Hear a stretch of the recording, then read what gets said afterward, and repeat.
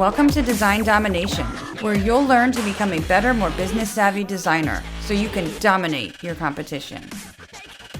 Do you want to be a more confident designer and end the design wars with clients?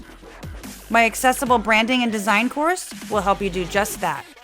Find out more at creative-boost.com/courses. Hi, and thanks for tuning in. I'm Colleen Grotzer, and in this episode of Design Domination, I'm talking about what to do when a client doesn't like your designs. Stick around to get lots of tips to help you manage the client and the project while keeping your sanity in the design process.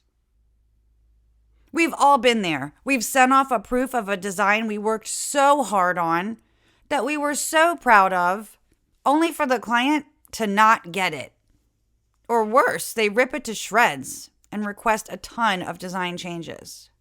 Why does this happen in the first place? Is it because the client just wants to be a jerk? Well, on a rare occasion, that could be the case. But some people simply feel like they need to assert themselves and put their stamp on things. Like a dog might pee on something to mark its territory. They might have something to prove to their boss. You never know. Or maybe you missed the mark.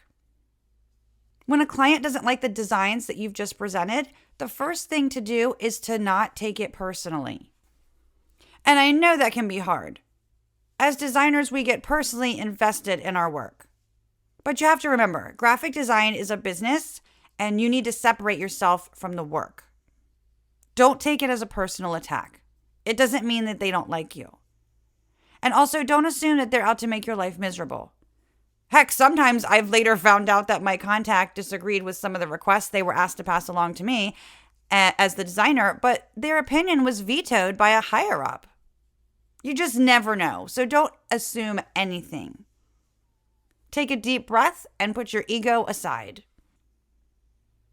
When you get feedback from clients, it's important to acknowledge any concerns they might have.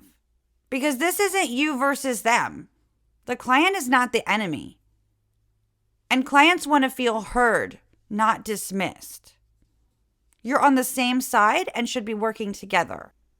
You want to make the client feel that way too, because they might be thinking you're just trying to get your way instead of what's best for their business. The next thing to do is consider their feedback. Remember, they know their business and their audience better than you do, so it's important to look at things from their perspective. Try to be objective when you review their feedback. If they thought your design missed the mark, think about why they said that. Did you not follow a creative brief? Did you not create one in the first place? Did you not discuss goals and objectives up front? Did you not ask about the demographics of their audience, meaning gender, age, education level, and so forth? This can be helpful feedback that will actually help you with future projects. If you designed something using a lot of red and green, for example, if they serve a predominantly male audience, that's a problematic choice for colors. 1 out of 12 males has color blindness, and the most popular type of color blindness is red-green color blindness. If you designed something using script or handwritten typefaces, and they serve an audience of senior citizens, well, that makes it harder for them to read. If you used pastel colors for an audience of lawyers, those colors probably aren't appropriate. The next thing to do is get clarification. It is so important to get clarification from the client on some of their feedback, especially when they're dictating how to make a design change. And these kinds of requests would really get in my craw. And what I'm talking about is when they ask for something to be, say, larger and bold. Really, you should be deciding the how. So ask them what they're trying to accomplish instead of just doing it. And this does 3 things. 1, it gets you out of order-taking mode and back into the expert seat. 2, it lets them know that you care about finding the best way to resolve their concern and that you're interested in understanding more. 3, it gives you leeway to address their concern in the best way.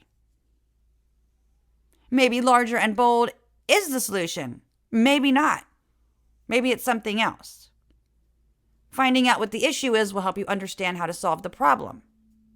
So if they say they want larger and bold and you ask why, they might say that element just needs to be more prominent. Great, now you can fix it in a way that works well with the design rather than relying on art direction that they're usually not qualified to give. I mean, why are they hiring you if they could do it, right? The next thing is to offer your professional opinion. If you disagree with their request, not the reasoning behind it, but what they're asking you to do, it's important to offer your professional opinion. After all, they've hopefully hired you for your expertise and guidance in the first place. You'd be doing them a disservice to not let them know that what they're asking for would be a mistake or not the best way.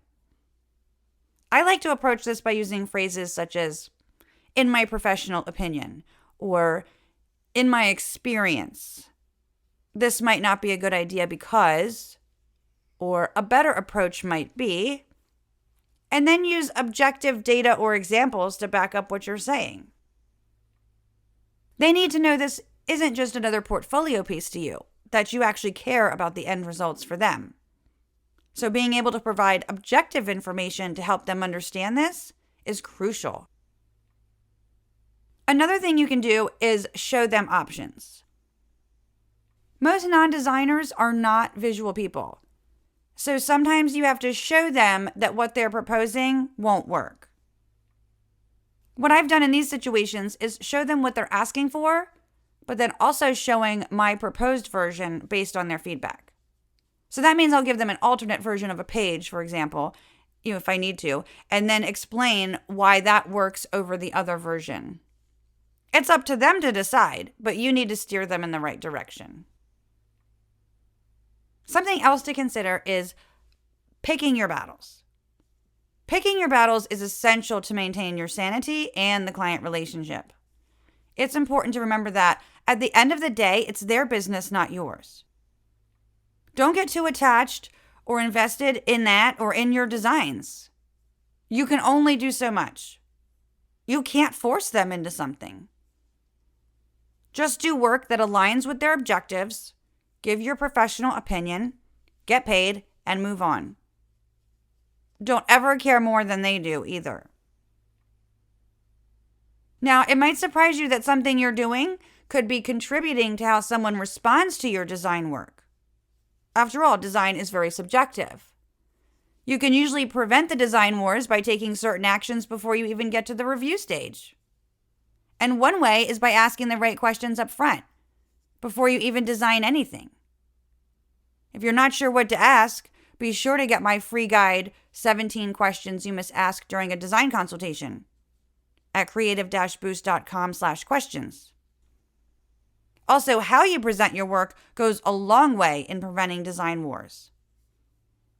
When you present your designs with confidence and demonstrate how they align with their objectives, that instills trust, and that makes them less open to their personal opinion. It also might make a client consider a design that they might otherwise not even be open to. If you need tips on presenting your design work, check out episode 24, 7 Mistakes When Presenting Design Work and Asking for Critique.